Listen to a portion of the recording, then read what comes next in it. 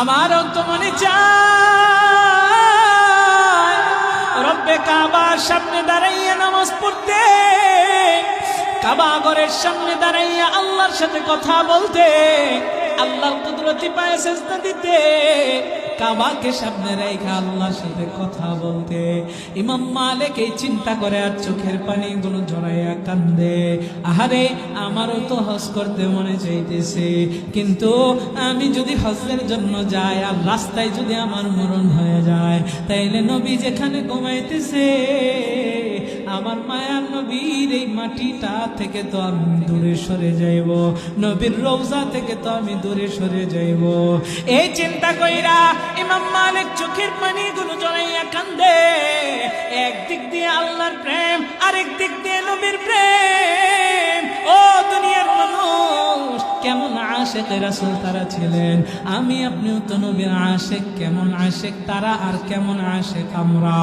ইমাম মালিক চোখের পানি ঝরাইয়া জড়াইয়া কান্দে আর চিন্তা করে, আহারে, আমার কি মনের আশাটা পূরণ হবে না। ইমাম মালিক এবার আফসোস করে, আমি যদি জানতাম আমার মরণটা কখন আসবে, তাহলে আমার জন্য সহজ হয়ে যাইতো। আমি যদি জানতাম কোন সময় আমি মরবো, তাইলে তো আমি ওই সময়টা মদিনা থেকে বের হইতাম না, হজও আমি করে আসতে পারতাম।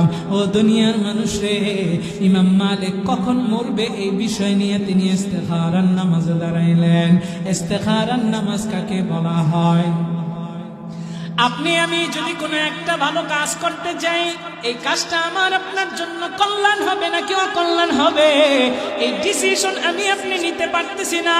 এমন সময় ইস্তেখারার নামাজ 2 রাকাত নফল নামাজ রাতের বেলায় পড়িয়া, ইস্তেখারার দোয়া আছে, এই দোয়াটা পাঠ করিয়া আমি আপনি যদি রাতের বেলায় ঘুমাই, ও দুনিয়ার মানুষ রে, স্বপ্ন যুগে আমার আল্লাহ তাআলা আপনার আমার জন্য কাজটা কল্যাণকর হবে নাকি অকল্যাণ হবে, এটা স্বপ্নের মাধ্যমে দেখায় দিবেন। জোরে কন্যা সুবহানাল্লাহ। এরে ভরা ডুবার মুসলমান, গভীর মনোযোগ। এই জন্য যারা ইস্তেখারা করবেন, প্রথম দিন স্বপ্নে দেখেন নাই আবার করেন, আবার দেখেন নাই আবার করেন, আবার দেখেন নাই আবার করেন, করতেই থাকেন। আল্লাহ তাআলার ওয়াদা একটা সময় অবশ্যই দেখাইবে। ও দুনিয়ার মানুষ রে, ইমাম মালিক ইস্তেখারার নামাজের ভিতরে দাঁড়ায়া গেলেন। তিনি ইস্তেখারার নামাজ পড়িয়া, ইস্তেখারার দোয়াটা পড়িয়া ঘুমের ঘোরে, কবির ঘুমের ঘোরে আচ্ছন্ন হয়ে গেলেন। ঘুমাইতে দেরি হয়েছে, ইমাম মালিকের স্বপ্ন